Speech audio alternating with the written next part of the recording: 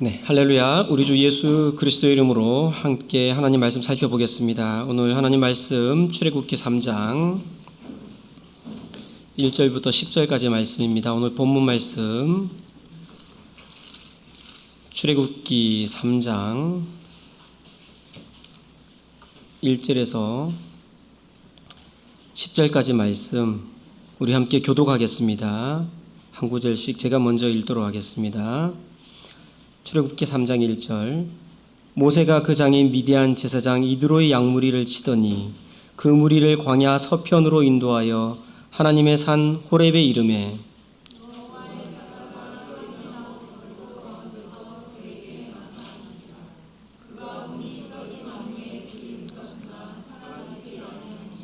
이에 가로되 내가 돌이켜 가서 이 큰 광경을 보리라. 떨기나무가 어찌하여 타지 아니하는고 하는 동시에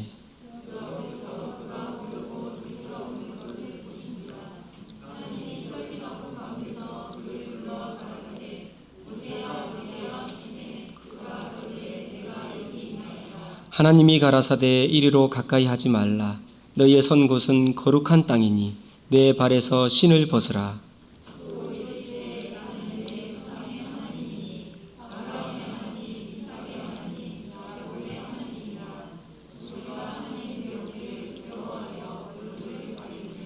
여호와께서 가라사대 내가 애굽에 있는 내 백성의 고통을 정령히 보고 그들이 그 간역자로 인하여 부르짖음을 듣고 그 우고를 알고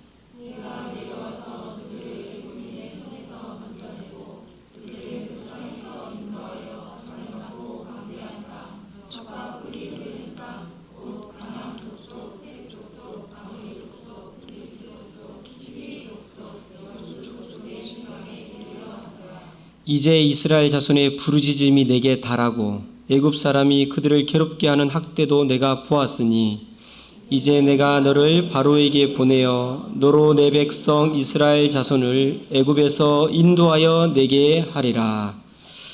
아멘. 1절 3장 1절 이렇게 시작합니다. 모세가 그 장인 미디안 제사장 이드로의 양무리를 치더니 그 무리를 광야 서편으로 인도하여 하나님의 산 호렙에 이르매. 오늘의 주인공은 모세지요. 신구약 성경 전체를 통틀어 모세만큼 유명한 인물도 없을 것입니다. 그리고 모세만큼 극적인 인생을 산 사람도 드뭅니다. 그의 120년간의 삶은 정확하게 40년 단위로 3번에 걸쳐 확실하게 구분됩니다. 처음 40년은 비록 당시 이스라엘 노예 민족 출신이었지만 바로의 공주의 아들로 애굽에서 궁궐 생활을 했고, 가운데 40년은 미디안 광야에서 자기가 누군지도 잊을 만큼 야인의 삶을 살았죠. 그리고 마지막 40년은 광야에서 200만 이스라엘의 지도자로 불꽃 같은 삶을 살았습니다. 1절에 나오는 모세는 출애굽기 7장 7절을 참고하면 당시 80세였습니다. 바로 그의 120년 인생의 마지막 40년의 시작을 알리는 나이였습니다. 80세라는 나이가 어떻게 느껴지시나요? 우리는 모세의 생애를 너무 잘 알고 있습니다만 사실 80세라는 나이는 일반적으로 뭔가를 새롭게 시작하기에 적절한 나이라고 생각하기는 어렵죠. 인생을 아름답게 마무리해야 되는 나이라고 생각하는 것이 자연스럽습니다. 하나님의 사람 모세의 기도라고 기록된 시편 90편 10절을 보면 우리의 년수가 70이요 강건하면 80이라도 그 년수의 자랑은 수고와 슬픔뿐이요 신속히 가니 우리가 날아가니이다 라고 모세가 쓴 것으로 시편 90편에 기록이 되어 있습니다. 본문 말씀 1절만 놓고 봐도 80세의 모세가 처한 형편을 어느 정도 알 수 있습니다. 그는 장인 미디안 제사장 이드로의 양무리를 치고 있었습니다. 즉 처가살이를 하고 있었죠. 적지 않은 나이였지만 자기 소유의 양도 없이 장인 어른의 양을 40년째 치고 있었습니다. 또한 출애굽기 4장 18절을 보면 이렇게 얘기되어 있죠. 출애굽기 4장 18절을 보면 모세가 장인 이드로에게 돌아가서 그에게 이르되 내가 애굽에 있는 내 형제들에게로 돌아가서 그들이 생존하였는지 보려 하오니 나로 가게 하소서. 이드로가 그에게 평안히 가라 하니라. 이렇게 모세는 장인어른에게 애굽으로 돌아가는 이유를 하나님의 부르심이 아니라 사적인 이유로 둘러대면서 허락을 구하는 모습을 보게 됩니다. 그 나이 먹도록 처가 식구들의 눈칫밥을 먹고 있었죠. 황량한 광야에서 다람쥐 쳇바퀴 돌아가는 삶을 40년 동안 반복하면 어떨 것 같습니까? 내가 만약 그런 삶을 살았다. 황량한 광야에서 40년 동안 양이나 치면서 살면 어떨까요? 아마 내가 언제 애국 궁궐에서 살기는 했을까? 아마 이런 생각하게 되겠죠. 공주의 아들로 살았던 것이 꿈은 아닐까? 나는 누구지? 이런 등과 같은 지나간 모든 삶이 흐려지고 자신의 존재마저도 희미해질 것 같아요. 예. 어쨌든 그는 장인어른의 양을 치는 목축업에 종사하면서 이날도 40년간 수도 없이 오고 간 미디안 광야의 서편 호렙산까지 왔습니다. 호렙산은 다름 아닌 훗날 모세가 하나님의 친수로 쓰신 십계명을 받는 산이 되는 것이죠. 자, 2절에서 3절을 보겠습니다. 여호와의 사자가 떨기나무 불꽃 가운데서 그에게 나타나시니라. 그가 보니 떨기나무에 불이 붙었으나 사라지지 아니하는지라. 이에 가로되 내가 돌이켜 가서 이 큰 광경을 보리라. 떨기나무가 어찌하여 타지 아니하는고 하는 동시에 수도 없이 들렀던 호렙산이었고 변함없이 그 자리에 뿌리 내리고 있어서 늘 보던 떨기나무였는데 어찌된 일인지 그날은 그 떨기나무가 불에 타고 있었습니다. 더 놀라운 일은 불이 붙은 떨기나무가 타서 없어지지도 않고 그냥 불 붙은 채로 제 모양을 완벽하게 유지한 채 활활 타오르고 있었다는 것이죠. 모세는 더 가까이 가서 이 놀라운 광경을 살펴보아야겠다고 생각했습니다. 불이 붙었으나 타지 않는 떨기나무는 하나님께서 모세를 부르시기 위한 사전 작업과 같은 것입니다. 이렇게 하나님께서는 사람을 부르실 때 어떤 사인, 즉 표적을 보여주실 때가 있습니다. 기드온에게는 양털 한 뭉치에 이슬이 내리는 여부로 보여주셨죠. 바울을 부르실 때는 어떻게 하셨습니까? 해보다 더 밝은 빛을 경험하게 하셨죠. 그런데 하나님의 이런 사인은 우리의 일상 가운데서 주십니다. 전혀 낯선 시간과 장소가 아니라 우리가 익숙한 시간과 장소에서 일어납니다. 이렇게 하나님께서는 우리의 일상을 세밀하게 내려다보고 계십니다. 그래서 우리의 일상 속에서 하나님이 어떻게 일하시는지 민감해야 됩니다. 하나님께서는 모세의 80년 일상을 하나하나 지켜보시다가 드디어 떨기나무 가운데 임재하신 것이죠. 4절을 보시겠습니다. 여호와께서 그가 보려고 돌이켜오는 것을 보신지라. 하나님이 떨기나무 가운데서 그를 불러 가라사대 모세야 모세야 하시매 그가 가로되 내가 여기 있나이다. 오늘 설교 제목이죠. 모세야 모세야. 오늘 설교 제목의 모세야 모세야는 바로 하나님께서 모세를 직접 부르시는 소리입니다. 하나님께서는 모세가 지나가려다 돌이키는 그 동작 한 동작을 놓치지 않으셨습니다. 그리고 사라지지 않는 불타는 떨기나무 가운데서 모세를 부르셨습니다. 모세야 모세야. 하나님께서 모세의 이름을 2번 연거푸 부르셨습니다. 모세야 모세야. 이렇게 하나님께서 모세의 이름을 직접 부르신 것은 몇 년 만이에요? 80년 만에. 80년 만에. 하나님 믿은 지 80년 만에. 사실 모세라는 인물이 감당한 사역을 생각했을 때 너무 늦게 부르셨다는 것을 우리는 그 느낌을 지울 수가 없죠. 80년 만에 이름을 불러주셨어요. 모세야 모세야라고. 모세라는 이름은 하나님께서 지어준 이름이 아니라는 걸 잘 알고 계시죠. 그의 부모가 지은 이름도 아니었습니다. 출애굽기 2장 10절을 보면 모세라는 이름은 이스라엘 자손의 번성을 염려한 애굽왕 바로가 산의 아이가 태어나면 나일강 하수에 버리라는 명령을 내렸을 때 3개월을 숨겨 기르다 어쩔 수 없이 갈 상자에 담아 하숫가에 버려진 모세를 당시 애굽왕 바로의 딸이 건져내어 아들을 삼으면서 지어준 이름이에요. 그 이름을 지금 하나님이 부르시고 있는 겁니다. 모세야 모세야라고. 그 이름의 뜻은 당시의 상황 그대로 물에서 건져내었다는 의미였습니다. 그렇게 지어진 이름을 하나님께서는 80세가 되어서야 처음으로 직접 불러주신 것이에요. 이제 그를 이스라엘의 지도자로 건져 올릴 때가 된 것입니다. 저는 설교 준비하면서 이 부분을 읽을 때 찬양 한 곡이 떠올랐습니다. 그 가사는 다음과 같습니다. 나를 지으신 주님 내 안에 계셔. 처음부터 내 삶은 그의 손에 있었죠. 내 이름 아시죠? 내 모든 생각도. 내 흐르는 눈물 그가 닦아주셨죠. 그는 내 아버지, 난 그의 소유. 내가 어딜 가든지 날 떠나지 않죠. 내 이름 아시죠? 내 모든 생각도. 아바라 부를 때 그가 들으시죠. 모세야 모세야라는 짧은 하나님의 부르심 속에는 우리가 헤아릴 수 없을 만큼의 하나님의 깊은 마음이 포함되어 있습니다. 모세야, 나는 내가 모세라는 이름을 언제 어떻게 가지게 되었는지 다 알고 있단다. 아니, 나는 내가 어떻게 애굽 하숫가에 버려질 수밖에 없었는지도 다 보았단다. 아니, 나는 내가 어떤 상황에서 태어났는지도 다 알고 있단다.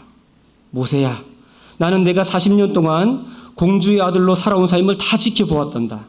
그리고 내가 어떤 일로 도망자가 되어 미디안 광야에서 40년간 살아왔는지 하나하나 다 보았단다.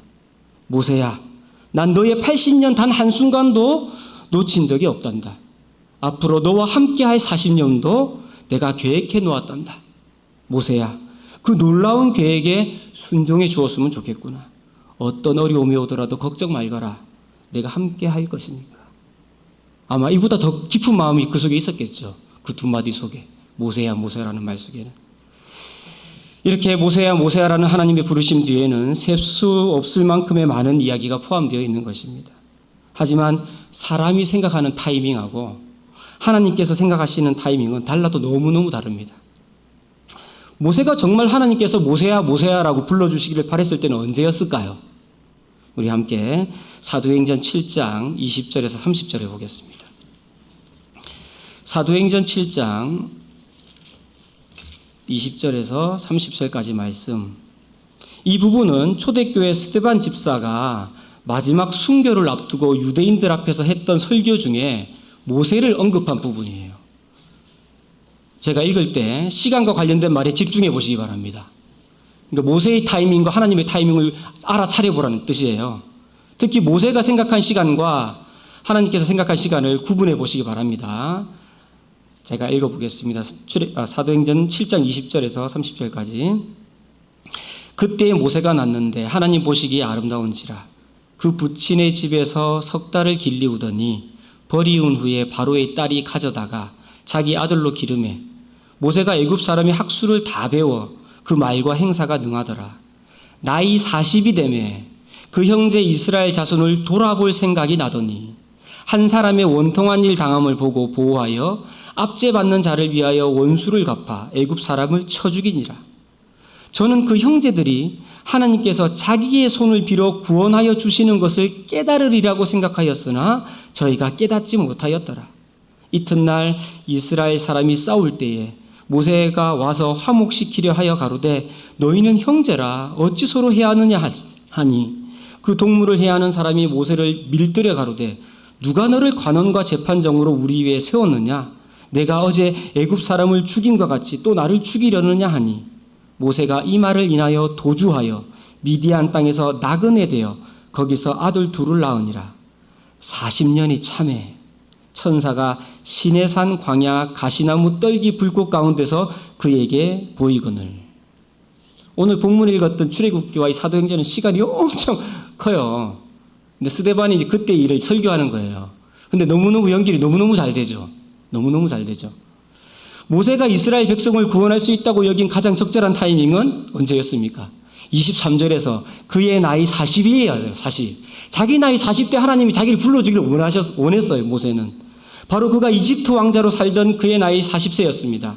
그가 생각하기에 하나님도 그렇게 생각하고 있음에 틀림없다고 생각했어요.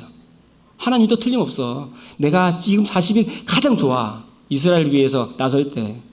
지피지기 백전백승이라고 그는 이스라엘 출신으로 40세가 되었을 때 애굽의 말과 학문에 능통했습니다. 사람을 쳐 죽일 수 있는 만큼의 강한 신체 능력도 가지고 있었죠. 어느 정도 강력한 권력도 가지고 있었습니다. 이제 하늘의 별과 같이 번성한 이스라엘 민족을 하나로 뭉쳐서 쿠데타를 일으키고 강대국 애굽을 뒤집어 엎을 준비가 다 갖추어진 거예요. 그의 나이 40세 때. 그 모든 조건이 완벽했을 때 실행에 옮겼죠. 그러나 모든 계획은 물거품으로 돌아갔습니다. 동족 이스라엘 백성은 모세를 구원자로 여기지 않았고 오히려 살인자로 몰려 사형을 당할 위기에 처했습니다. 가까스로 탈출에 성공한 모세는 황량한 미디안 광야에서 그렇게 80세 노인으로 폭삭 늙어버렸던 것이죠. 이제는 자신의 몸 하나, 건사하기에도 빠듯한 몸뚱아리 하나만 달랑 하나 남았습니다. 왜 하나님께서는 모세가 가장 팔팔하고 쌩쌩할 때, 모든 것을 갖추고 있을 때 부르시지 않으셨을까요? 그것은 그때가 하나님이 생각하신 타이밍이 아니기 때문입니다. 사도행전 7장 30절의 시작을 볼까요? 40년이 참해야 그러죠. 차야 돼요, 그 시간이. 안 차면 안 되는 거예요. 하나님의 시간은 40년이 더 흘러야 되는 거예요. 40년이 참해.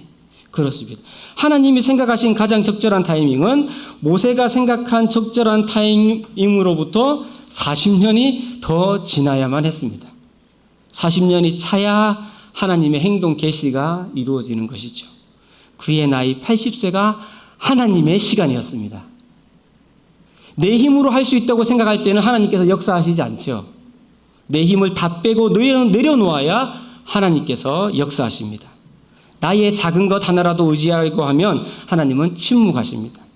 하나님이 때를 미루세요. 두 손 두 발 다 들고 난 아무것도 할 수 없습니다라고 고백해야 하나님이 일하십니다. 그때 내 이름을 출애굽기 3장 4절에서처럼 부르시는 거죠. 모세야 모세야, 내 이름 부르시는 거죠. 내가 여기 있나이다. 하나님의 부르심에 모세의 신앙적인 감각은 살아있었습니다. 내가 여기 있나이다. 내가 여기 있나이라는 반응은 창세기 22장 1절에서 아들 이삭을 바치라는 명령을 하고자 아브라함을 부르셨을 때 아브라함이 했던 반응과 똑같은 말이에요. 내가 여기 있나이다.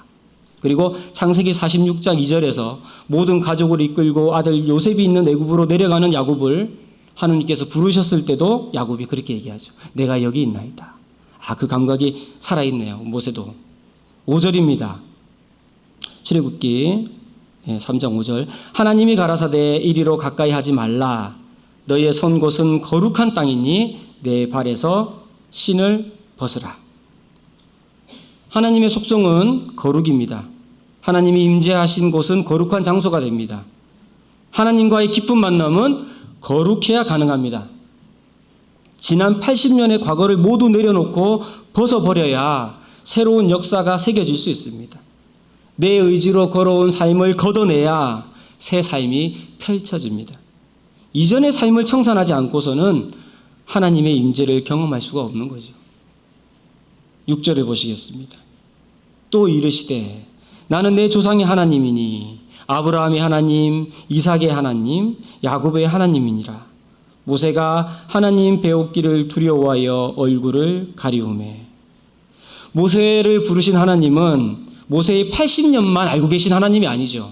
그는 모세와 관련된 500년 이상 된 조상들까지도 잘 알고 계셨습니다. 모세에게는 신화 속 인물처럼 느껴질 법한 그 먼 옛날의 조상들을 하나님은 모세를 부르셨을 때와 같이 하나하나 이름을 불러가며 언급하셨습니다. 아브라함, 이삭, 야곱. 그들의 인생 전체까지도 다 알고 계신다는 의미였습니다.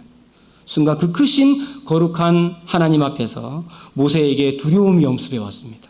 그래서 재빨리 얼굴을 가렸죠. 7절입니다. 여호와께서 가라사대 내가 애굽에 있는 내 백성의 고통을 정령히 보고 그들이 그 간역자로 인하여 부르짖음을 듣고 그 우고를 알고. 하나님께서는 애굽에 있는 이스라엘 백성들을 뭐라고 부르셨죠? 내 백성이라고 하셨습니다. 내 백성. 그들은 하나님의 소유였습니다. 그들이 오랜 세월 겪은 고통을 분명히 보았다고 하셨습니다. 그들이 애굽 통치자들로 받는 억압과 부르짖음을 들으셨다고 하셨습니다. 그들의 우고, 즉 육적, 신체적 고통을 알고 계신다고 했습니다. 우리가 믿는 하나님은 다른 사람은 아무도 모르는 나만의 고통을 다 알고 계십니다. 우리가 이 험한 세상을 살아가면서 겪는 모든 일을 한순간도 놓치지 않으십니다. 그 고통이 너무 심해서 내 말과 내 글솜씨로 담아낼 수 없을 때도 우리 하나님은 다 알고 계시죠. 사실 아무도 몰라도 하나님께서 기억하고 계시면 그것으로 충분하지 않습니까? 우리는 때때로 입버릇처럼 그렇게 얘기하죠. 내 마음 누가 알까? 그렇게 푸념을 하지만 우리 하나님은 다 알고 계십니다. 8절에서 9절입니다. 내가 내려와서 그들을 애굽인의 손에서 건져내고 그들을 그 땅에서 인도하여 아름답고 광대한 땅, 젖과 꿀이 흐르는 땅, 곧 가나안 족속, 헷 족속, 아모리 족속, 브리스 족속, 히위 족속, 여부수 족속의 지방에 이르리 하노라. 이제 이스라엘 자손의 부르짖음이 내게 달하고 애굽 사람이 그들을 괴롭게 하는 학대도 내가 보았으니. 하나님께서 이스라엘 백성을 애굽에서 건져내어 다시 가나안 땅으로 인도하시겠다는 계획은 이미 수백 년 전 아브라함에게 알려주신 내용이었습니다. 창세기 15장 13절, 14절, 16절을 보면 이렇게 기록되어 있죠.